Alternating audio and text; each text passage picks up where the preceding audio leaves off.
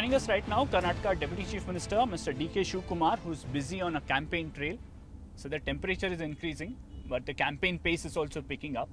How's the response been, sir? See, today in Karnataka, peaceful election is going on. I'm very confident that the people of Karnataka are well educated. They will act rightly. You know, there was a double engine government which has completely failed, and people do not respect their work. So they have changed and they have formed a new government in Karnataka. In whatever we had an opportunity, we are giving them a very good administration, and the Congress party in Karnataka is united. There is no dissidence, no rebellions, but not in such case of BJP. BJP has just changed 50% of the existing seats and given to new faces. They came to a conclusion they will lose all those seats if they doesn't change. That is why they have changed the seats, and Congress party is in a better place. So the BJP seems to be basing its campaign around Prime Minister Narendra Modi and Modi Ki Guarantee. You and Mr. Siddaramaiah, all of them are talking about the 5 guarantees of the Congress party. But the BJP says Prime Minister's guarantee is something that will be on the voters' mind when they go out to vote. You are campaigning across the state, sir. Which one do you see resonating with the people? I do not understand what is Modi's guarantee. Is that they are supposed to get from the black money from the foreign and give to every account of Jandan which they got it operated, and still they have not received the money. Is that the guarantee? Or 2 lakhs job which they were supposed to give to the youths of this country? Or they used to double the income of every common man or the farmer, that their income will be doubled? Is that guarantee implemented? First, let us know about it. You can educate me on that issue.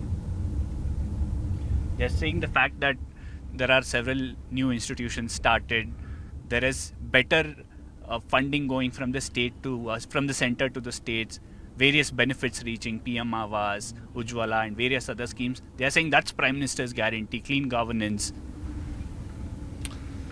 See, when something reaches a common man, the common man should tell that it has been reached. At the time of COVID, they said that they are giving 20 lakh crores for the COVID victims. Yeah. I don't see any one of them have received even 5,000 rupees. Sir, one controversy or rather one debate over the last few weeks or few months is over the drought relief. We have seen Union Finance Minister Nirmala Sitharaman to an extent saying yes, there perhaps was some delay in giving drought relief, but she says there's enough fund in the state disaster funds. The state could have used it. How do you see this playing out, sir? Because we've already had one round of arguments over the tax devolution, now over drought relief. See, I fully congratulate Nirmala Sitharaman for having agreed that there was a delay.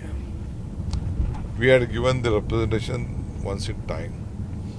See, central government knows the state government, whatever the situation is, how the drought has been affected a common man. It knows that. You can't go and stand with an application. But still, government of Karnataka, knowing the situation, it declared more than 200 taluks as the drought-hit taluks after looking at the norms given by the central government. Then gave a request. After that, Amit Shah said that he will call a meeting. A meeting also has been called. Then the Prime Minister went to Prime Minister. Then they said that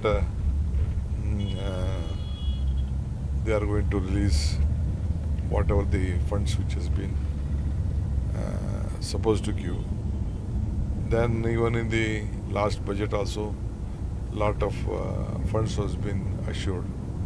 The Prime Minister and the Home Minister also had a meeting with our Chief Minister. He was supposed to conduct a meeting and release the drought. See, as far as Narega is concerned, very simple logic it is. When Narega comes out, 50 more mandates has to be added. But I could not see anything. So ultimately, the central government has completely neglected the state government. They are just looking at politics, not as state as a whole. At the same time, we've had a debate over tax devolution. Now the BJP says during UPA era, Karnataka got lesser. Under Prime Minister Modi and NDA, the Karnataka state has got more in tax devolution. How do you counter this, sir? Because you were also in Delhi protesting about this. No, see, whatever DK Suresh has raised, the entire South India were on the same tone. And we also have given. See, ultimately, we are getting only 13% plus. I think it is very unfair. At least to proportionate, we don't expect 100% to give to us. But still, we are not being treated well, not looked at proper way. Karnataka is a state which the entire world is looking at through Bangalore and the importance of Bangalore. Highest giving state to the country. So we should get our right. But the argument, or rather the chatter within the BJP, is that the Prime Minister has taken Mr. DK Suresh's comment very seriously, and perhaps that's the reason they've fielded Mr. Manjunath there. They're saying he spoke about, in fact, dividing the country. You've seen that narrative, sir. How would you respond to that? I think Suresh is not a mad man to speak on dividing country. Congress party always has kept the party country united. And the Gandhi family also has kept the party and the country both united. No point of time dividing the country. He said that our leaders, since in the budget, nothing was being given to South India, including Karnataka. People may think in a different way. That is what he meant. So the others are politicizing. Let them do whatever they want. But do you see it as an issue, sir? The tax devolution? We've seen Mr. DK Suresh aggressively talking about it. Is it something that will click or be on voters' mind? Definitely. Cheat is a cheat. Or whatever loss is a loss. So whatever they had to pay to Karnataka, they haven't paid. That is, we are going to inform in this election to every voter of the country. Sir, one change that has happened in the run-up to the Lok Sabha election is JDS going with the BJP. How do you see the impact of this, sir? Because there are two things. One, can the JDS transfer its votes to the BJP, especially in the Old Mysuru region? You hail from that region. Second is, what happens to JDS in the long run? See, as far as JDS is concerned, there is no ethical values with them. I think their alliance will not work. But at the national level, they might have joined together. But it is not so easy. Some of the votes may transfer, but alliance may not work, and many of them will be join BJP, and JDS will disappear. Mr. Kumaraswamy has made some personal attacks on you today, a few days earlier as well. How do you view it, sir? Is it because now? In the morning, you would have seen his attack saying that I don't need to learn anything from Mr. DK Shivakumar. It's at his behest that my farmhouse is being raided. No, I have not spoken about his farmhouse or anything. He was creating some function or something. I think MCI might have looked at it. I do not know about it. Sir, one significant change in 2023 election that happened is Congress gaining a significant amount of the Vokkaliga vote share in the Old Mysuru region. Many said that was perhaps because the community expected you to become the chief minister. Do you see that vote base still continuing with the Congress and increasing, sir? It will add more and increase more. Especially with Kumaraswamy contesting in Mandya, how do you see that panning out? I think he did a blunder for himself going and contesting there. Would you see upset for the JDS in Hassan with how things are brewing there? No, I don't want to comment right now on the Hassan right now.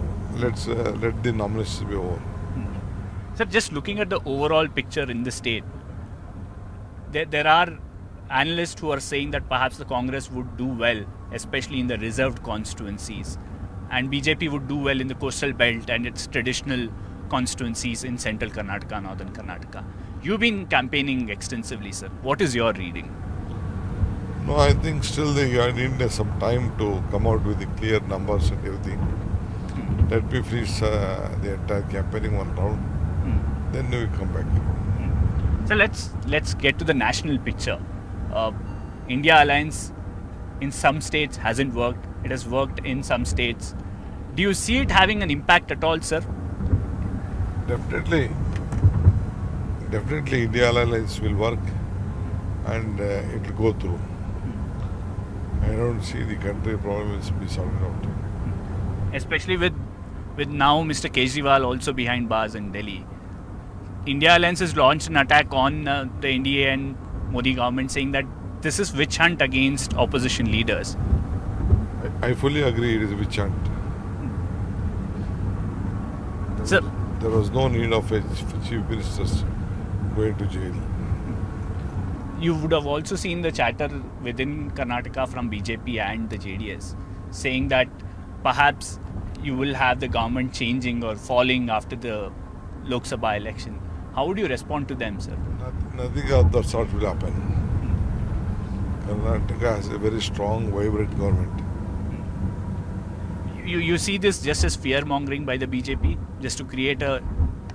They want to keep their flock together. Okay. Sir, couple of my final questions. The BJP and the JDS might say that the government will fall. But there's also this other aspect of you making a statement in Old Mysuru region saying that if Congress gets a higher number of seats, then there could be positions that you will be considered for. How does that play out, sir? Of course, it is not the important time is not ripe to discuss all this issue. Okay. Finally, sir, would you like to give a number on what would the seats be? I know you said the best time would be to after finishing a round of campaigning. First, let me go around the state, then I'll come back to you. Done. Thank you, sir. Thank you for speaking to us.